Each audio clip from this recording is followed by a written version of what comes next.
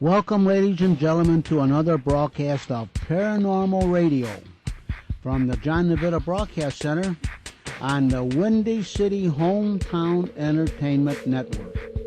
Today, Bob Trysick will be talking with Ed Shanahan about animal cremation, and he's an author of paranormal books and paranormal investments and newspaper columnist.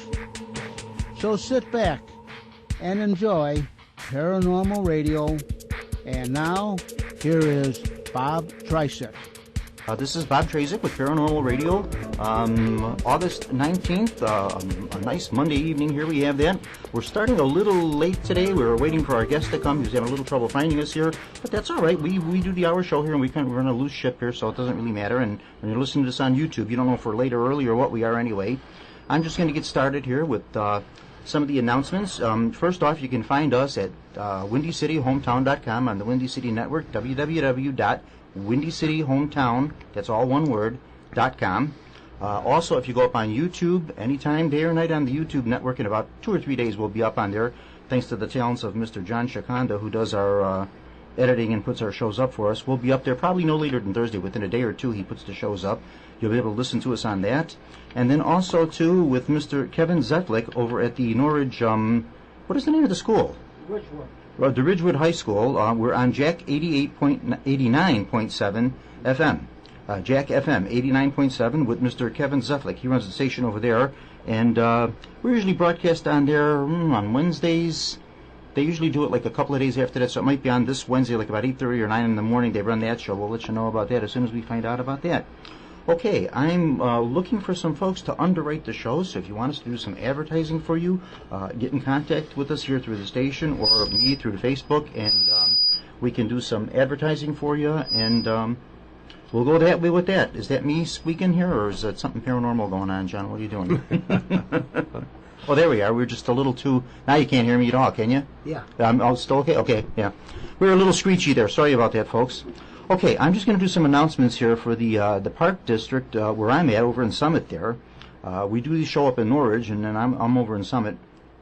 What we got going on, we got a few things going on. They asked me to mention these because since I'm kind of involved with these anyway.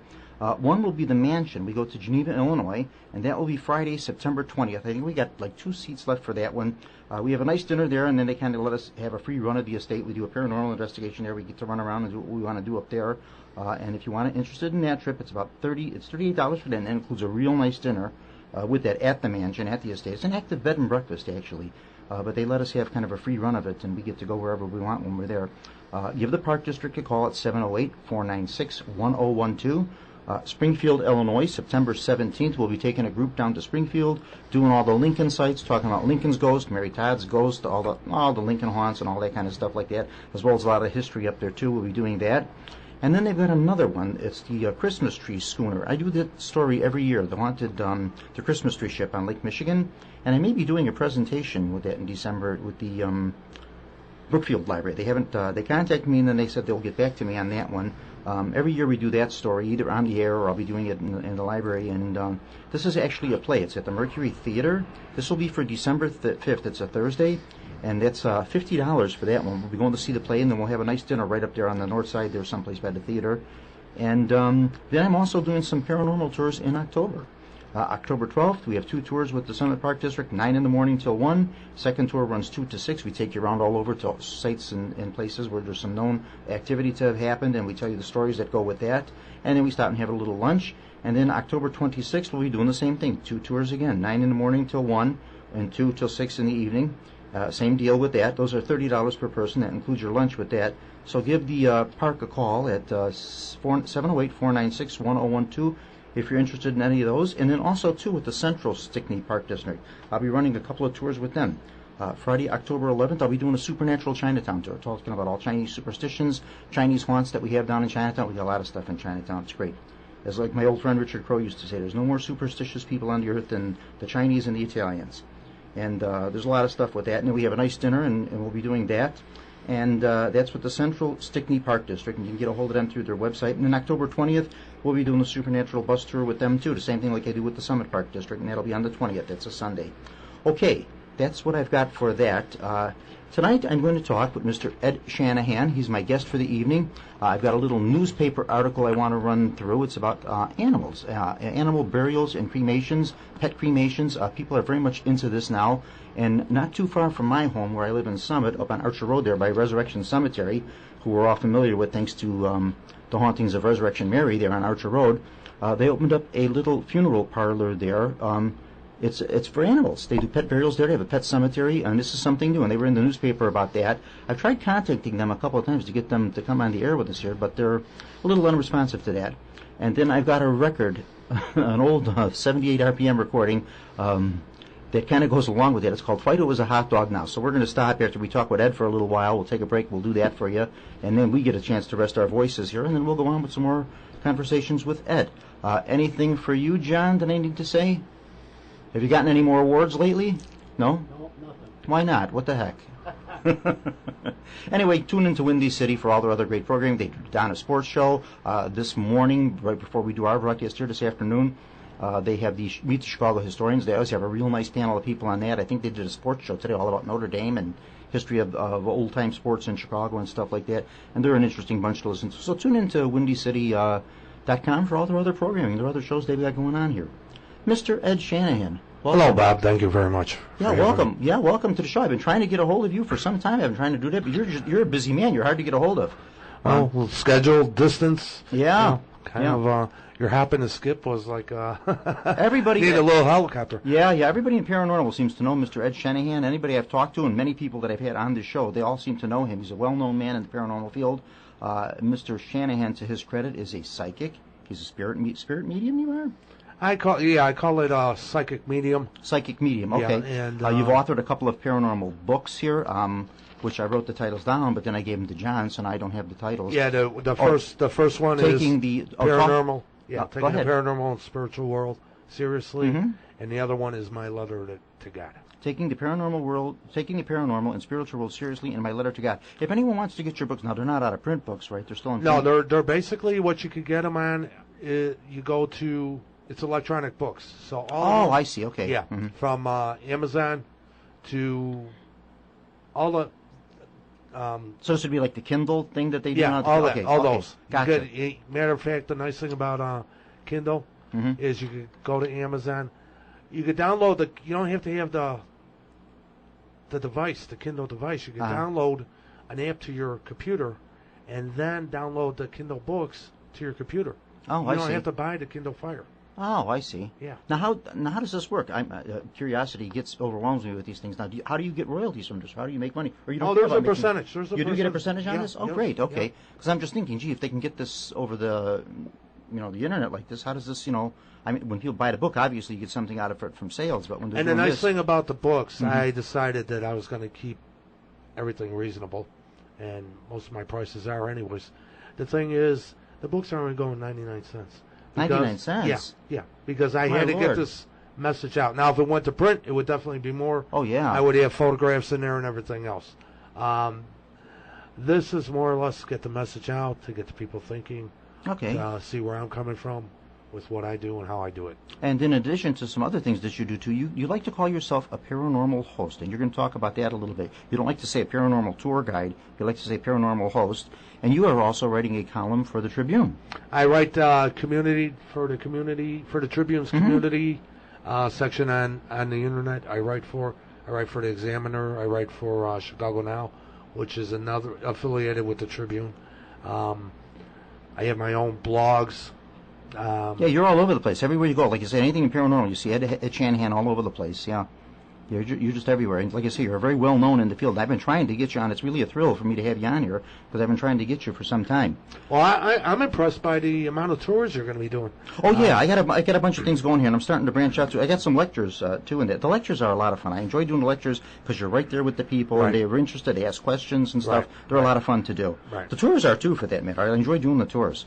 People are really into paranormal. Is all of a sudden a very hot topic. Not that it ever wasn't out of fashion, but it seems like now it's a very hot thing again. People are really, really into paranormal again. It's very, very popular. Well, you were asking what the difference between the tours and the... Yeah, the host and the tour. Yeah, because you like to call yourself a paranormal host, not a tour guide. Yeah. When I've done step-ons, as they're called, with different other tours. Okay? Talk into the mic, Ed. Okay, I've done step-ons, as they're called, with other tour companies. Basically, I go on because I've grown up on the South Side my whole 55 years. Okay, I lived out there. Oh, you're the same age as me. Really? Okay. 55 years old? Where's your wrinkles? Okay. But so we.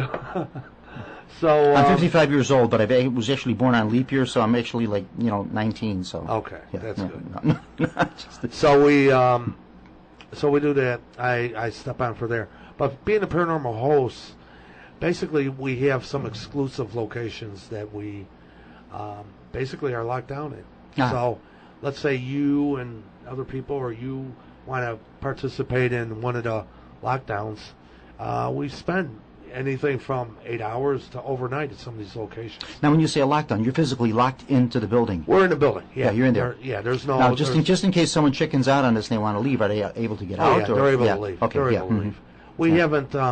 Now, the other thing is, I use my senses. I have an investigation team to help the individuals that are there, who may not be investigators, because the goal is to have people experience the spiritual world. Gotcha. That's my goal. All right. So, every one of my paranormal nights or days, each one of them ends with what I call a circle of energy seance. Okay. And the thing about that is, I don't just sit at the end of the table and say the spirit of Mary, Joe, and Ken are here. Anybody could basically pull that off.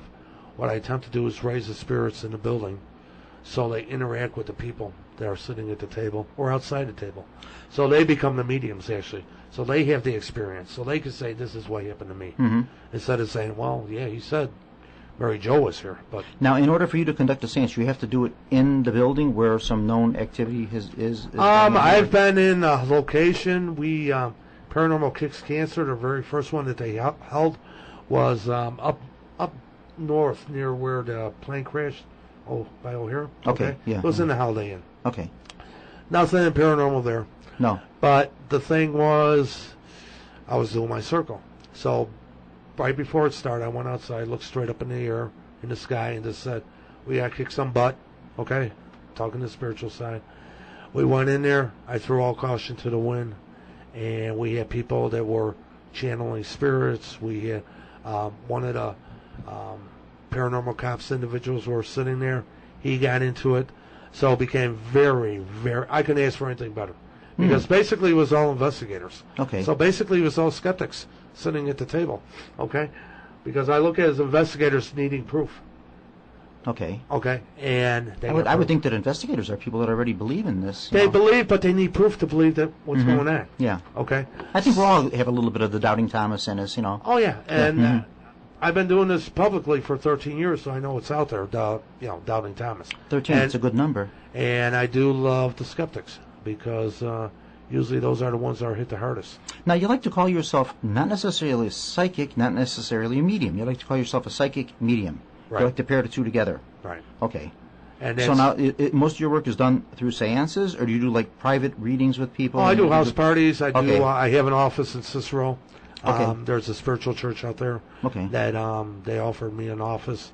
I have an office. Oh, was that the one with the lady? Mahala? What's her name? Mahalia. Yeah. Yes, I tried to get her on too, but Monday nights when we do the show, she's always busy with something else. She has classes and things. Right. She does have classes there. Yeah. So I tried to get her on the Monday evenings too, but we can't get her. Yeah. Maybe we'll have to get her during the day one time. We'll do a show or something and adjust the time and get her on here. Yeah. Yeah. She's been involved in the spiritual world for a long time. Yeah, I've heard wonderful things about her too. That's why I'd like to get her on. So I work out of there. For our people that want one-on-one readings, or I do house parties. Okay. And I've been pretty well booked for. I'm already looking. October. I'm booked into already. Yep. So for house parties plus everything else I'm running. So good for you. Yeah, it's always nice to be booked with these things. Of course, October, that's like our busy season. That's for people that do paranormal. That's it. October, you're booked. Then after that, things kind of slow up. So, well, not so much for it. Yeah. Like this weekend, August 23rd and 25th. Go ahead, give us the plugs. What I do. Yeah. I'm going to be doing in Las Vegas. Oh, you're in Las Vegas? Yeah. Oh. I'm going to be doing readings during the day. Contacting Elvis's spirit then, there or something? No, we're going to be in the Binions Binions Casino Hotel. Yeah. Can you get the winning numbers to to win over there? I could do a lotto spread. If you're interested with tarot cards. Yeah. Mm-hmm. But so we're actually gonna do the Circle of Energy 2 nights there because we're gonna be holding paranormal nights in the casino. So we're gonna be doing those. Paranormal night in the casino. Yeah. See, I always said casinos are haunted spots because my money always disappears. Well, I seen when I go there. So it's funny. I seen a documentary about Binions on TV. Now that's one of the older. Now that's a downtown casino, yeah, so it's an older one. Yeah, it's one of the older ones. Mm-hmm. And he died. He's dead. Jack Binion, the guy with the cowboy hat. That was on his show. You used to always see him on the commercials and stuff. Maybe it was somebody younger or something. I had to do a little bit more research before I get out there. But there's a Binions. Do they still show that? I used to watch. Don't ask me why I watched this because I know nothing about playing poker. But they used to have these poker championship things. They used to come on live from Las Vegas, and they'd be on like at 2 or 3 o'clock in the morning, and it would be these celebrity people or professional gamblers playing poker. Right. And I would watch this thing at that hour. I don't know why, because I don't know. Like I said, I don't know anything about playing poker.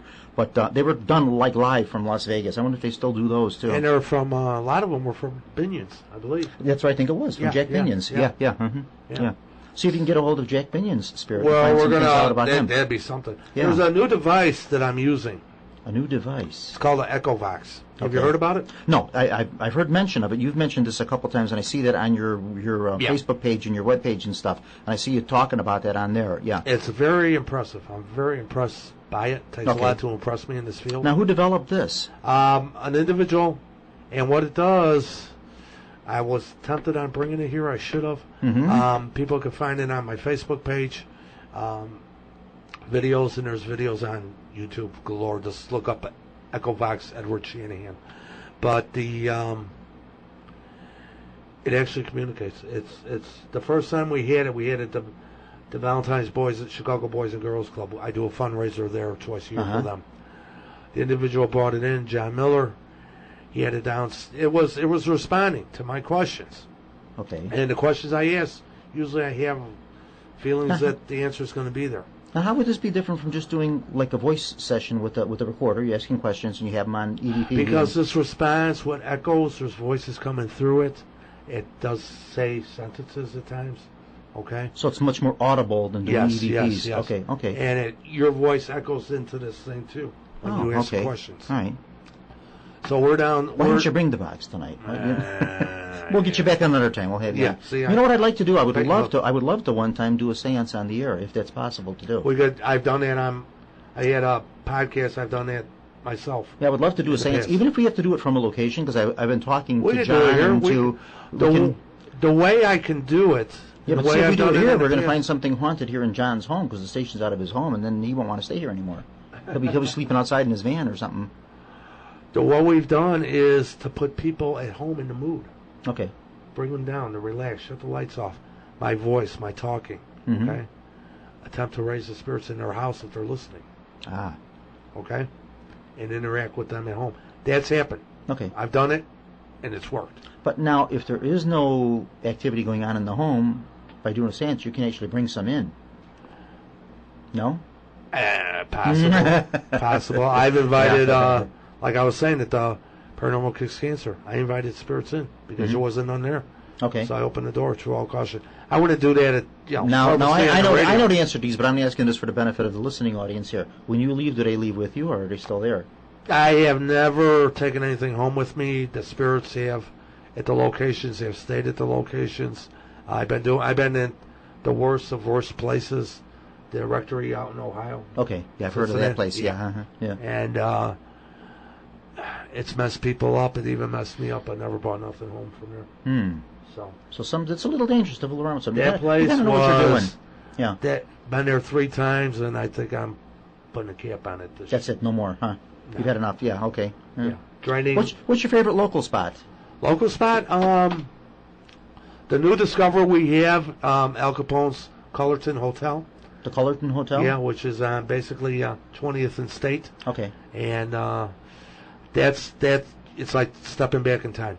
Now, was this just like a frequent spot he stayed, or did he actually own the hotel? He owned the hotel. Matter of fact, ABC News and the History Channel have filmed in there. Ah, okay. And they have made the claim that he's This was part. This wasn't like Geraldo Rivera's. No. This was part of the Levy district. I mean, no disrespect to Geraldo Rivera, but this was part of the Levy district, and History Channel and ABC News Channel 7 both had segments on this place on there. Okay. And it's an exclusive for us. Fortunately, I know somebody that I went to grammar school with that knows the owner, and he's allowed us to go in there. Have you been able to contact Big Al himself? You know what? We should try that. Mm-hmm. We never went there. We never went the obvious. Okay. See, now my understanding of a seance, and here again I'm going to be, because I kind of know the answers to some of these, but there again, for the benefit of you listening on, is when you conduct a seance, you really don't know who you're going to get. No. You may be trying to contact Uncle Elmer or Aunt Rose or whoever, but you don't know who's coming in. See, there was the last... So if you go specifically, I'm sorry, I didn't mean to slice you off there, but so if you go specifically looking for Al Capone, you may not get him. You might get some of his other henchmen or whoever, We've had that. The Echo Box brings out people. When we did our last circle there, we did it on the second floor, third floor, I should say, and what we tapped into earlier during the day, carried into the circle, and it was basically some of the women would have abortions in the place. Oh my, okay. Because it was a brothel. Sure. And some of the women were going through stomach pains during the circle. Bad stomach pains. Oh my. Yeah. So you had to back off a little. Yeah. Because when they start crying and the pain and all that they're feeling. We don't have anybody going into labor and doing a seance here or something. Miracle child. My Lord. Yeah. So so it's interesting. It's a very interesting location. Our next time in there is going to be October 13th. Now the Cullen Hotel. This is somewhat of a classy place. This is no. This was at one time. Back in the day, yeah. Back in the day. Yeah. Uh-huh. Now it's Blue Star Auto Parts is the main floor, and all above is empty. Yeah. So it's like stepping back in time. Yeah. All the woodwork, all the everything's as it was. Yeah. Yeah. Mm-hmm. And they don't do anything with it. No. No apartments. They don't rent it. They don't do nothing. No. So many old hotels or whatever have been converted into apartments or sleeping rooms and that kind of thing. Right. They break them all up and do different things with them and that. Yeah. Yeah. So that's one of your favorite spots. One of your new discoveries. It's a favorite. Yeah, that and that place, and we always had the Senator John Humphrey's house in Orland Park. Oh yeah, I'm familiar with the Humphrey's house. Yeah. That's a dandy little place. So that and one of the few times in my life where I actually saw something. I saw it in the Humphrey's house. Did you? Yeah, and I went up into the attic there, and the staircase that goes down there, right there on the staircase. The thing was coming up. The shadow was coming up. Saw me look at it, acknowledged me, and then kind of went back down. Yeah. And went down, and then I stepped down like 2 steps down, and then it went into the downstairs, and that was the end of that. Yeah. Yeah, we've been holding paranormal nights there for at least 6 years. On October 27th, it's a Sunday, they're going to have a free open house, as they normally do. Yeah, it's going to be from 1 to 4 p.m. It's very limited. Their visitation over there is very limited. Well, I get them to open a little bit longer, and because I come in, I help out. So we're going to be basically talking a little bit more paranormal than history. Yeah. So. I bring groups through there when I do these things that I mentioned with the Summit Park District and with the Central Stickney Park. Yeah. We bring them there on a Saturday. Bob and his wife there are very, very nice to us, and they'll keep the house open for us so we can do the 2 tours. But we're there maybe 20 minutes, a half an hour or so. Right. He gives us a lot of history about John Humphreys and that, and then people love to take pictures and do that kind of thing. And we don't do like any overnighters or anything like that. We're not there. I've never done an overnighter in the Humphreys house myself. Usually, if we do something, it's from maybe 5 o'clock till 1. That's it. Yeah, we're there for maybe half an hour because we're like I say, we're on a tour, and then we go to our next stop, so we're there for just a very short time. It's a lot to ask Bob and Violet. Oh yeah, sure, yeah, and they're so nice. They're very nice people. Very nice people. Yeah, they're very nice over there. And it's a lovely house to see. They have very, very limited. Even if you're not interested in the paranormal, if you just want to see a very historic place to visit.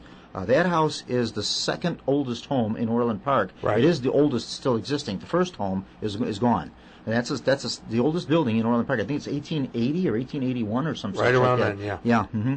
And second Sunday of the month. Second Sunday of the month, just for 2 hours. Just for 2 hours, just from 2 2 hours. to 4 o'clock. Yeah. They have open house, and it's nice if you contribute a little to them. Right. Yeah, they do it just on donations. They never ask for any money, but they do have a little thing there if you want to throw some money, because that goes to help them maintain the home and that. And I always tell Bob every time I go in there, I says I want that music box. Yeah. That nice music box that's in the front. It up and it's in the parlor, the yeah. front parlor. Yeah, I want that music box. It's absolutely beautiful. Yeah, and every time we go there, he'll play it for us. So yeah.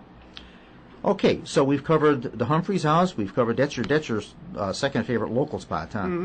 Yeah, and then a lot of activity in the Humphreys house. Yeah, you almost have to provoke Mr. Humphrey. Really? Because I thought that's a no-no in paranormal. You're not supposed to provoke them. I provoke. Really? Yeah, I've been provoking from day one. See, now some of these paranormal folks that I've had on the air here and stuff say that's how you get kicked out of these groups when you provoke them. No. Yeah. See, I have exclusives with the locations. Number one. Number two, I'm running the show, basically. Number three, the people are looking for... Not every place do I provoke, but Mr. Humphreys, he ruled with an iron fist. So... Yeah, he's a tough cookie. Me standing there going, Mr. Humphrey, can you please, give us a sign? Can you, can you tap me on the shoulder or something? No, you got to go for the, Mr. Humphrey, your first wife died and you married your secretary in 3 weeks. Okay? Yeah. Looks a little fishy. Were you involved in the did you murder her? That type of provoking. Yeah, so. Was it that fast that he remarried her? 3 or 3 months, yeah. Really? That's it. For those days, that was unusually She was fast. the secretary. Yeah, they got her picture in the parlor. She's actually well, it's an old picture from when she's older, and the picture, the photo they have in there, she's a very striking woman, even in that photo. I mean, when she was younger, you could tell she must have been something. Oh, compared to the first one, yeah. The first wife was very homely, yeah. Did you see the one? No disrespect to her, but she was really nothing much to look at. Well, did you know about the tie with that house in Bachelor's Grove? Oh, absolutely. She's supposedly the Madonna of Bachelor's Grove. Right. We know that one, yeah. And we took the Echovox out there after a Sunday open house, which we may do again, go to Bachelor's Grove that October. But we took the Echovox out there, sat it at the, I believe it's the Peterson or Patterson's Stone. Yeah, where their child was buried. Yeah. And came out and asked, first we asked if the child was there. You got any yes answer. Then we said, who's the Madonna? And across there said, my mom. Came across like that. The child said that? Yeah. How old was it? Was an infant, I thought, when it died. Yeah. It was able to speak? But the spirit, okay? Okay. The spirit said, my mother. Then we said, is Mrs. Humphrey the Madonna of Bachelor's Grove? Then the answer was, yes, she is. Yeah, we've all kind of felt that for some time. They do have these spirit photographs of her and that, or of whoever the Madonna is, with the child in that. But, of course, you can't make the features out. We have photographs, of course, of the first Mrs. Humphreys, but it's too hard to make them out to say definitely that that's the person you're seeing there, that's the spirit you're seeing, Right. Yeah. Right. So. Yeah, many of these investigators that I've had on the air or people I've talked to, off the cuff, that kind of thing, some of them say, yeah, Bachelor's Grove is great. Some of them say, no, there's nothing that really goes on there. It's too overrated, blah, blah, blah, blah, Bachelor's Grove, I was wandering around there back in 75. Okay. I always joke, I was wandering around and driving back there when a lot of the authors were still holding Daddy's hand crossing the street. But we went back there, and back then it was more active. Oh, yes. Now, you almost have to go beyond the cemetery into where I picked up, physically felt, that the rituals went on, okay? The satanic rituals. To feel anything that would be what was the cemetery in the past, okay? It's very quiet now. Now, there's a location that I'm keeping to myself that's about 135th Street in Palos that it's kept up, but the gravesites go as back as far Well, you're kind of giving it away there. If you're saying 135th and it's a gravesite, now we kind of know what's 135th. You got to figure out where on 135th. Okay, you're giving us clues. Well, you're investigators. Let's see how good you guys are. So, but the nice thing about it is they even got bodies buried there from the Indian War and stuff, from the Civil Wars, all this stuff. Okay, they got headstones there that look like it's from the Wild West, real thin. Yeah, that area goes back a lot further than people realize. It really does. There were people here a lot earlier than you think they were. Yeah. Even look at the bodies that are buried at St. James. So, St. James of the Sack. Sure, yeah. Very old, very old. Yeah, a lot of those were the Irish. A lot of Irish immigrants that built the canal. Yeah. A lot of that. Yeah, I think St. James was originally an Irish parish. It is. It still is today, but pretty much. Yeah. I know it was when it was founded. Yeah. Now I'm not sure if that's the oldest parish in the area. They say it is. Yeah, it certainly would be right in the running for it. Yeah. I'm sure of that. Yeah. They say it is. Yeah, it's an interesting spot. That St. James of the Sag. A lot of activity goes on there too. You want to talk a little bit about St. James of the Sag? St. James. Let me hear your stories. You almost have to go all the way back by the Murphy headstone. Oh yeah. You know what I'm talking about? I know where you are. Yeah, yeah, to feel stuff. Actually, he had a group out there, and I'm starting to feel stuff, and all of a sudden, I almost fall to my knees. And one of the other people, she was a sensitive also. She said something just walked through you, Ed. Okay, and that was by the Murphy thing. So that's why I say that's probably the more active location. Yeah. Plus, I like that abandoned, what do you call it, mausoleum that they... Oh, yeah. I was out there at a time when we were able to take pictures on the inside of it. It wasn't boarded up. And speaking of that, Fairmont Cemetery... Right down the road, yeah. The white mausoleum that used to have the music and it's no longer standing. Yeah. I do have pictures of that. When it was standing. Those would be historic photos, yeah, because that's long gone. Yeah. I do have. So I've been around doing this for a long time. I think the very first time I was in Bachelor's Grove was 74 or 75. I think it was the first time I was there. My brother actually kind of got me interested in paranormal. He fell away from it, but he was at that time taking some parapsychology classes and stuff and got into it. And he hauled me out there on Halloween. We were out there during the day at Bachelor's Grove. And I had heard about it, this and that and the other. And it was the first time I was out there. And at that time, you could drive your car right up to it. Right down the road, right to the headstones, and just get out of your car and go right in there. Even at night, you could drive in there. Yeah. I really wouldn't want to go in there at night now because not that I'm afraid of the spirits, I'm just afraid of the living. That, number one. Number two. Number two, they'll arrest you. They don't want you in there. Right. It's illegal to go in there. They don't want you in there at night. Even bother? Yeah. But yeah, there's a whole different type of environment that we live in today compared to 75. Very different. Yeah. Very different thing. Yeah. You just don't feel some stuff. You just don't feel safe with, and it's just not worth taking the risk. And I advise people, especially if they're ladies in that, go more than just two people going in there. Okay. Yeah. Even during the day, it's nice to go with a group. Right. Last time I was out there, they were doing a film. Okay. So we might be in the movie. Okay. They told us that. They said, you guys might be in the movie. Oh, the Bachelor's Grove movie? Yeah, I don't know what they were filming. There was some film company out there, and they had signs out that they were filming. And then when we were in there walking around, they told us, they says, oh, you guys might be in the film. Just be quiet. Don't disturb us and that kind of thing. And, okay, we'll extend the courtesy. We were with Summit Park. We had a group of people from the Park District with us, and we were there. And they said, you guys might be in the movie. So we'll see. I don't know what movie it was or whatever. Yeah, it wasn't one of the TV shows, was it? I have no idea. I don't know what they were filming there. Yeah, I don't know what they were doing. Yeah. Huh. There's always something going on. This Ghost Adventure's been out here doing it. Oh, they're constantly out there. Yeah. Everybody loves Bachelor's Grove Cemetery. Yeah. Everybody loves Bachelor's Grove and Resurrection Mary. Those are our two favorite ghosts in Chicago. You can't do a story on Chicago haunts without Resurrection Mary and Bachelor's Grove. Yeah. But yet there's so many other places that people overlook. But those are the famous ones. Yeah. Those are the ones that put us on the map. Yeah. Mm-hmm. Yeah.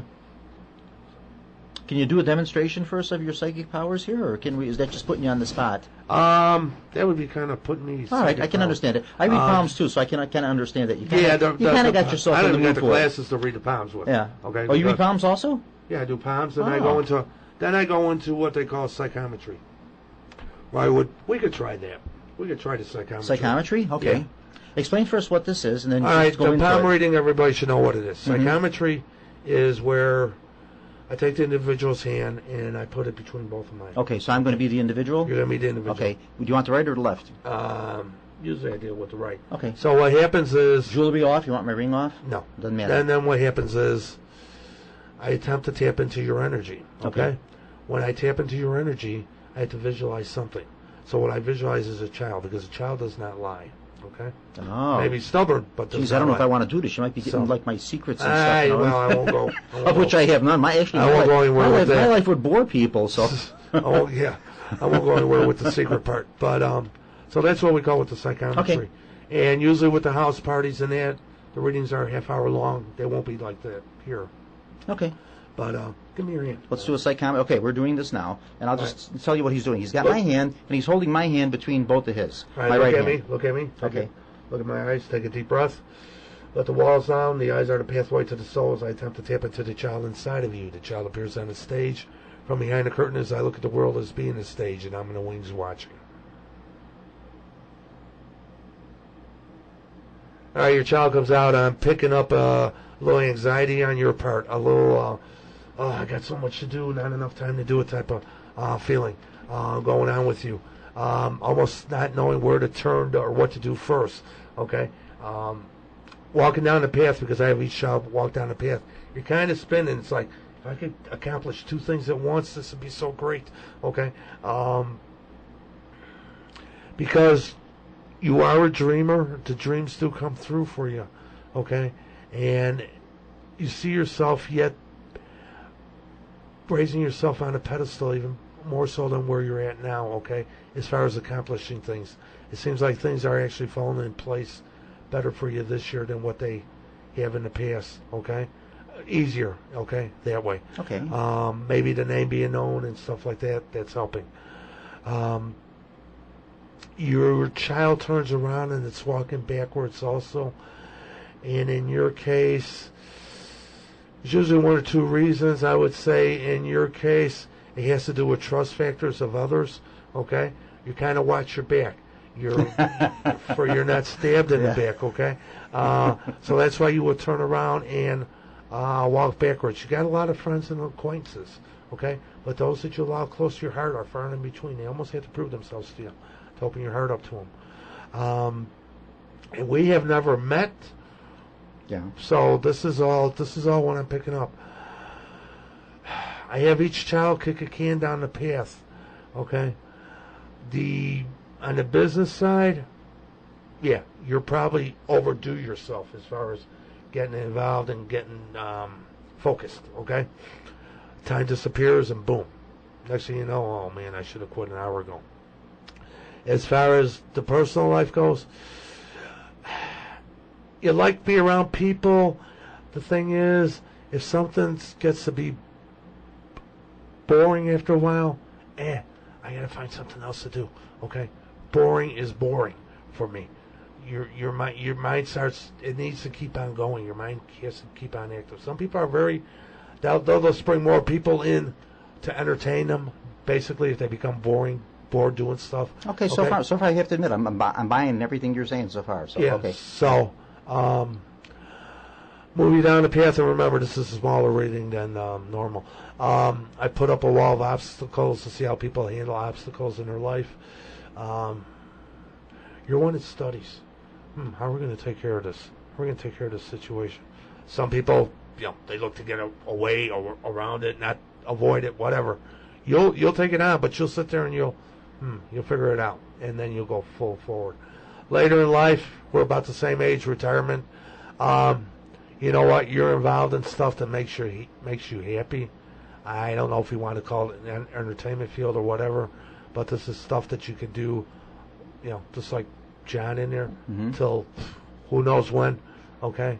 And you're going to be active. You're going to you enjoy what you're doing. You enjoy life, and as long as you're enjoying life, then there is no need for retirement for you. Good. Okay. Thank you very much. I have to admit, so far, everything you told me, you're on the money with, yeah. Yeah. So that's what they call, that's the psychometry. Yeah. Okay. And usually when I'm doing a house party or... Now, when you're doing this for people, it just be much more involved. Yeah, no, I realize I put you on the spot stuff here, like that, stuff like that. And then it's in a more controlled atmosphere, too. You're not doing this on the air. You're not pressured with time and that kind of thing. And, I've done this in lounges. Okay. So okay. Yeah. That's where I do my readings. I have a couple of spots where I do them regular. Okay. And I do one in the Voodoo Lounge, it's called. Oh, in Burbank. Yeah, okay. in Burbank there. Yeah. Okay. Yeah. They're nice people over there. Chuck's? Yeah, Chuck's, yeah. Yeah, so I'm used to that too. It's very loud in that, but still, when you're, of course, now I don't do this type of stuff. I don't claim to be a psychic or a medium in any type of way. I'm reading what I'm seeing in your hand. Right. That's what I do. I'm reading it like I'm reading the page. That's what I tell people, because a lot of people, how this goes. People have specific questions and things they want answered. And I'm like, well, all right, if I'm seeing it here, I'll tell you. Right. I won't be one of those people that makes it up, just so it sounds. No, I've told people, I've had people sit down, and if I'm not getting nothing, I say, you know what? Tell the hostess. Yeah, it just you're not paying. Yeah, because I don't have the time to. Right. I'm not going to give you a song and Sometimes dance. it works. Yeah. And I'm not going to. Trust myself. Usually when I do a reading, I find something in there I can tell. I usually look for something that's going to be of interest to them. I try to find something that, but sometimes, like you say, it just comes up dry. There's not a lot there. Sometimes, sometimes that's how it happens. Yeah. Oh, yeah, especially with the energy thing. Somebody may put up a wall and don't want you to enter. And, I had a situation in Chicago, not Chicago, but Rosemont. They had me out there, a family. And the weirdest thing was, the mother, she was an older lady. All her daughters were police officers, Chicago police officers. Oh, for heaven's sakes! Her husband was a police officer. Wow, how many? There was like 4 of them. Wow, they're all police. So they had me out there. I'm doing a house party, and then they bring out their dad's holster, because I'll attempt to tap into an item of a loved one and tap into the spirit. Okay? So I got the holster. Now, guy's a cop. Give a song and dance easy on that, you know. But I'm not going to do it, because there's 4 there that possibly have their guns on them. So, yeah. But, shoot the psychic. Shoot the psychic. Please don't shoot the psychic. So I hold Mom's hand, and I still can't pick up on Dad. And I said, you know what, ladies? I said, I'm not getting nothing. And they said, you know what? He didn't believe in this, so you proved more to us by saying you didn't get nothing than. So it always seems to help too when people are more receptive to it. I always feel like people just coming up to you, like when they see you're doing readings and they come, they say, "Yeah, I'd like mine done." Right there, they're telling you they're receptive to it, because if they didn't want to do it, they would just stay away from you. They wouldn't do it, you know. Well, there's some people you wonder, why'd you even spend the money? Because everybody else was doing it. Yeah, and it's That's like why. you're going to sit here and say no. You know, why even spend the money? We're going to stop for just a moment here. Stop talking to the very interesting and intelligent Mr. Ed Shanahan. Well, I'm so glad I had you on. I really learned some things here tonight from you. And thank you for doing the reading for me. Thank you. Problem. And I have to admit, you were on the level there, so I will give you some credibility there. But he told me everything seemed to be true. Although some people that know me will say, yeah, that was general enough to be true to anybody. But no, it's not. There's some things that he told me that were good. Okay, like I said, I'm going to do this thing on a an article here, and this was in the local paper where I'm at there, the Des Plaines Valley. You get to Des Plaines Valley where you're at, yes, Burbank there, you're not too far, and the Clear Ridge Reporter and all those, you get them, yeah. And this is about a funeral home. This is the Damar Kaminsky Funeral Home, and I've been trying to get somebody from them to come on and talk about this, but they didn't really want to do that, so I'm just going to do this article, and it's about a pet cemetery they owned up. Now, if you know the Damar Kaminsky Funeral Home, they're over by Bethania Cemetery, which adjoins the much more famous Resurrection Cemetery. So they're right there on Archer Road there. Yeah, and they do, they just opened this thing up, I guess, like about a year or so ago, and they do pet cremations there and pet funeral services. You can actually have a wake if you're very beloved, pet dog, cat, snake. I guess they'll do this for anything, chimpanzee, pet hippopotamus or giraffe or whatever you happen to have. If you want to do a funeral for it, they will do this. And there's a picture of who's this lady's name? Miss Laura Kaminsky here, and she's holding one of the pet caskets. Now, the casket, to me, looks like it's almost what the photo looks like. Of course, I'm sure they have different ones. This almost just looks like it's a wicker, like an oblong wicker thing with a lid on it, like a basket. And I guess you put the pet in that. But then they also do pet cremations, and you can actually have the ashes. My brother had, they had a dog pass away on them some time ago, Scrappy, and they have his ashes. I think they buried him finally in the backyard. And they do have another dog, and I asked him, I says, does the dog ever kind of freak out a little bit? Because, animals are much more sensensitive to this stuff than we are. Right. And they says, no, we really have no trouble with that. But you can do this, and people are very serious about this. And, because some folks, that's all they have in life are their beloved animals. And like their article says there, pets are as diverse as dogs, cat, fish, and they all have personal memories for people. So this is a very memorable, wonderful thing. I don't know what something like this costs. They do have their number here. You can look them up online and that. I don't want to give them too much of a plug since they didn't want to come on the show. But I just thought that was just so interesting. And the interesting thing is, it's near us. They live there? No, I mean the cemeteries, or where this is done, is by your, our area. Yeah, it's right in my backyard. Yeah. They're right there. Yeah.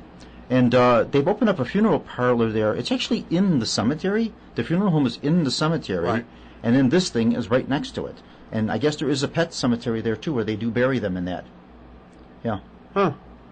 So you can have a stone and everything, and a memorial, and the whole 9 yards, just like you would do for, it for one of your human, relatives. But it is expensive, Well, I'm sure there's some price attached to it. You'd have to go over there and talk to them about that, But, and then I'm sure there's different degrees of them too, different degrees, just like there are with our funerals, well, and then if you want to go to mahogany or metal or bronze or whatever, I'm sure there's more. And to kind of tie in with that, more on the humorous note, I've got an old recording. This recording's from 1914. And it's called Fido is a Hot Dog Now. And I'm going to play this. Okay. In actuality, this record, the flip side of this record, is actually the more famous side of the record. The flip side of this is the Abba Dabba Honeymoon. Now, this is 1914. A lot of people don't know that song went back that far. Debbie Reynolds and Carlton Carpenter in the 1950s made a real big hit with the Abba Dabba Honeymoon. But actually the song goes back way further than that. So what actually sold this record, this is the flip side of the record, was the Abba Dabba Honeymoon that people were buying in 1914. That was the big song. But this happened to be on the flip side, and I'm going to start the record player here. People know it's vinyl, too, that you're playing. Well, no, not vinyl. This is actually a shellac 78. Wow. Vinyl, this precedes vinyl by about 50 years, yeah. Okay, so let's see here if I get this on. Dum-dum-dum-dum-dum.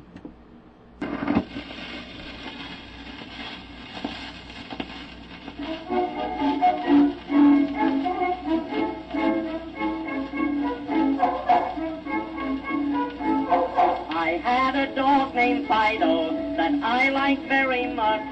I used to spend all my dough for puppy cakes and such. Our family learned to love him, to our hearts he was endeared. But now they're gone in mourning, cause poor Fido's disappeared. But I won't look all over the way they did poor Rover, cause I know just where little Fido's gone, poor dog. He's in a place below where all the naughty doggies go. Down, down, down, where there isn't any snow, though his hair was short and his tail was long. I miss that little poodle somehow. But he won't get cold feet at that, there's too much mustard where he's at. Fido is a hot dog now.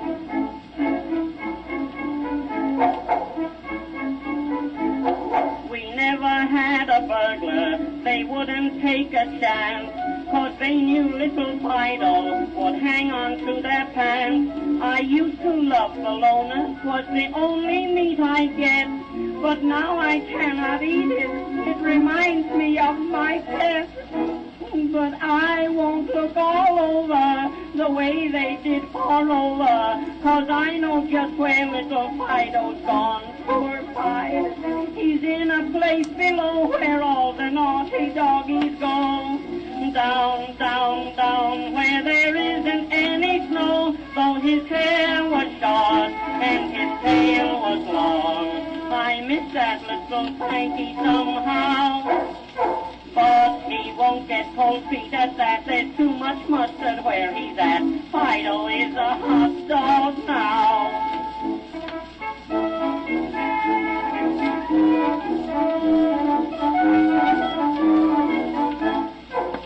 Though his hair was short and his tail was long, I miss that little poodle somehow.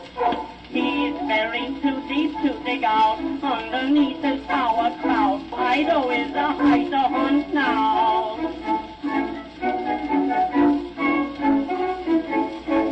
Okay, that is that. Fido is a hot dog now. I thought that would kind of tie in with cremations and all that other stuff we were talking about with the pets here. Now, back to more serious stuff with Mr. These kind of just, I like to do these records like this because they kind of give us a break to rest our voices for a minute or two, and then we get back to business. Mr. Ed, what do we got, John? Like 15 minutes left here? I know we started a little late today. Actually, we're over, actually, aren't we? Oh, yeah, we got about 10 minutes. Okay. So, what else you want to talk about here, Mr. Ed? What else do you want to bring up? Let's hear some of your events here. As long as you got you on here, do some plugs for yourself here. Some things you got coming up. Oh, we got Vegas coming up this weekend. Now, how do you still have openings for this Vegas deal if people want to go? You know what? A lot of VIP stuff is already filled up. Really? Yeah. So the expensive stuff went first. Yeah. Usually it's the other way around, huh? It's the paranormal nights are tied into it, so that's why. I'm leaving early to get there, so it'd be nice if I could stumble across a ghost town or two. Yeah. Are you driving? No, I'm flying in. Are you flying in a plane? Yeah. Or are you just flying? I don't know. Since you're psychic. You might leave just, it midway, and I hate. You might just mentally tune yourself and be there. No, I wish I could. As we get closer to getting on that plane, I wish I could. Yeah. Central Illinois Paracon and Psychic Fair, which will be September 7th, from 10 to 6 p.m. in Mattoon Moose Lodge in Mattoon, Illinois. Mattoon? Where is Mattoon, Illinois? It's straight down 57. It's before you get to Kankakee. Okay, so we would know Kankakee. Yeah, okay. So that's where that is. Mattoon, Illinois. Now that is a psychic. What did you say that was? It's going to be Central Illinois Paracon and Psychic Fair. Okay. If anybody wants to, can they get a hold of you through your website if they're interested in these events? Or? Yeah. Okay. You could actually look it up too. I mean, it'll come up because these aren't my events. These are places I'm going to be at. Okay. Then free Saturday, October 5th. I'm going to be doing. I'm going to be at the Lansing Public Library, and in Lansing, Illinois, talking to paranormal and experiences, some psychic readings, and demonstration of the spiritual message circle will be performed. Okay. Spiritual message circle. Yeah, it's something I do with the at the church in Cicero. Oh, Me okay. and With Miss Mahalia Bacon there? Yeah, we do it together. Oh, so. okay. Now, that actually is a spiritualist church. Oh, yes. But many people don't know this. Spiritualism is a recognized religion. It's a recognized faith. So, yeah. It's not, it's not just a bunch of, people that are into ghosts and stuff. This is a recognized religion. This is, and it's based on Jesus and Absolutely, that. And yeah. it's since 1973, so it's not like it's, Yeah, it didn't just stopped up. Yeah, right. Yeah. So then we got, what's the date? October 13th, the haunted El Capone location, El Capone's Cullerton Hotel. It's huge, and it's exclusive to us. Now, is that a lock-in, too, or? Yeah, you're in the building from 11 till 5:30. Do you get to eat?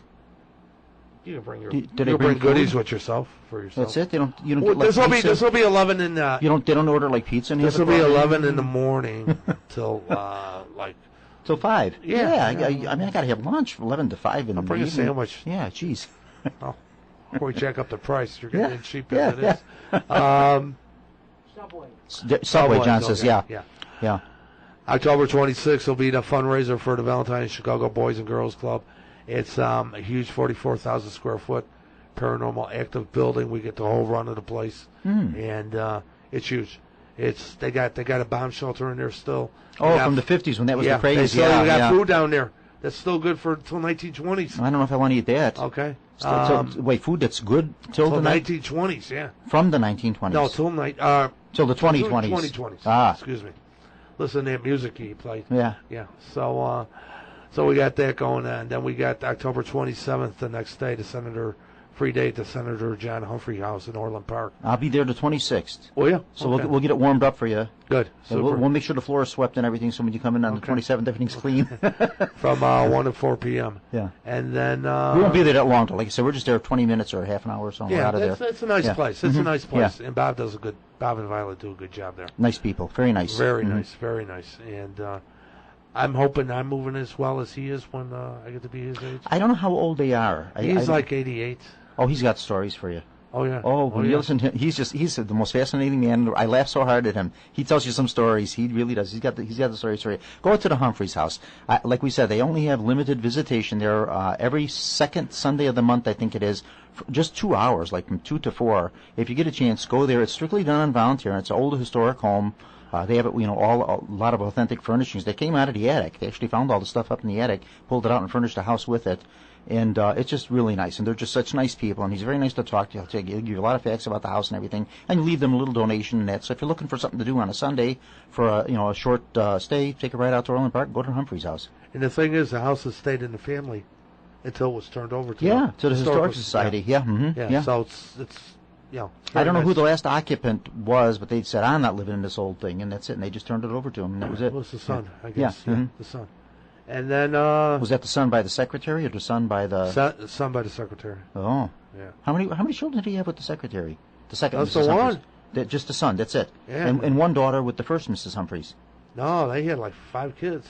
I thought there were a couple of them. Yeah. I didn't know 5. I thought they had like 2 or 3. No, like okay. 5. Mm-hmm. And then the evil stepmother, as I call the second wife, she because as you notice when you go in there, there's only one picture of the first Mrs. Humphreys. Her picture's there. No, but there's only one picture of the secretary, the second wife. In the front parlor, there's a small picture, like an 8 by 10. But there's one where her holding a child.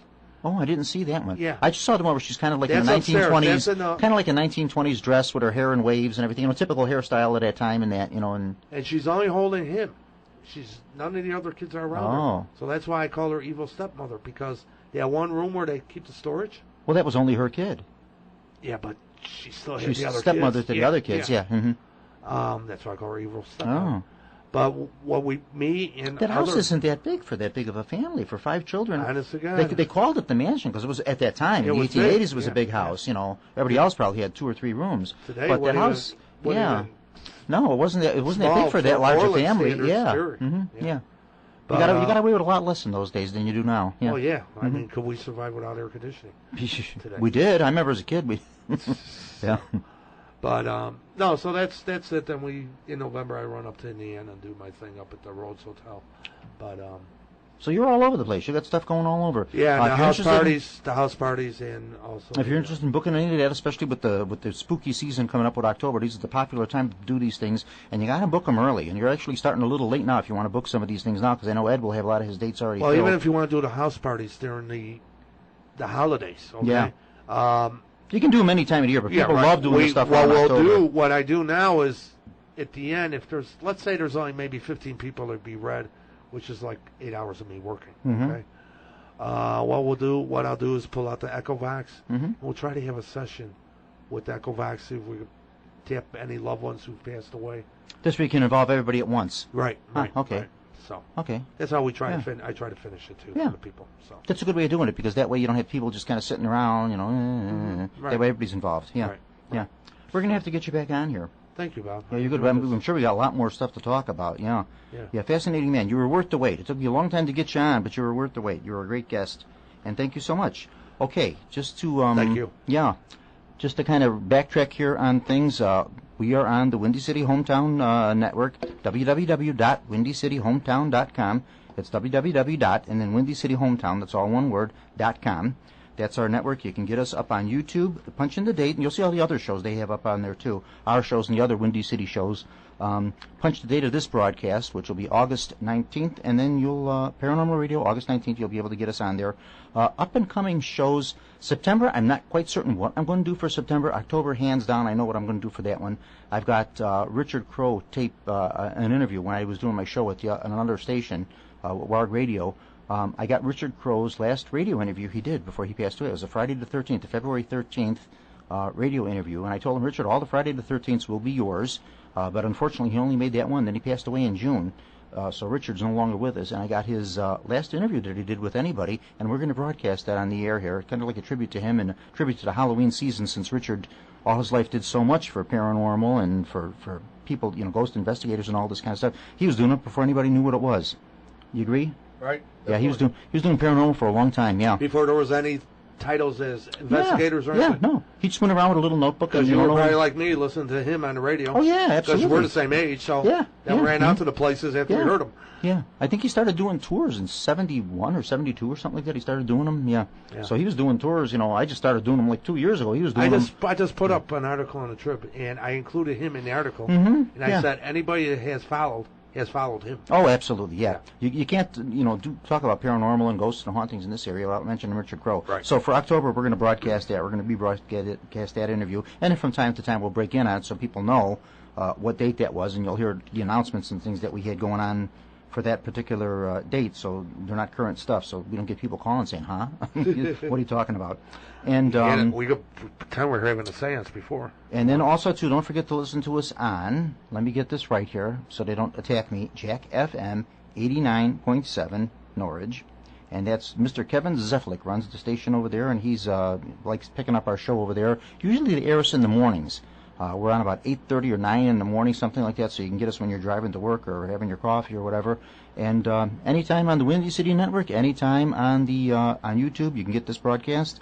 And also listen to the other shows on Windy City. God, they got a lot of stuff. But the other day I was on there, and they had like Little Rascals music from the old Little Rascals from the 1930s. Cool. And I was listening to that, like all the soundtrack from that. This morning they just taped a show called Meet the Chicago Historians.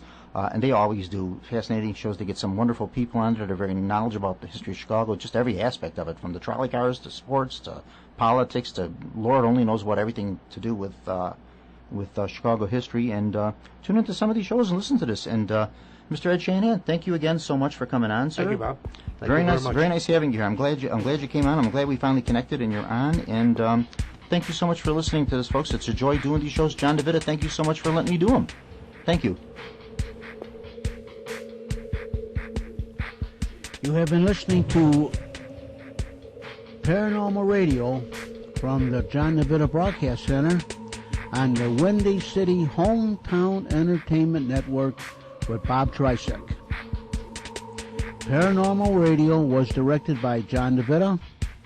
It's edited by Stephen Lehman, and our audio engineer is James Rohde. This broadcast was pre-recorded on Monday, August the 19th, the year 2013.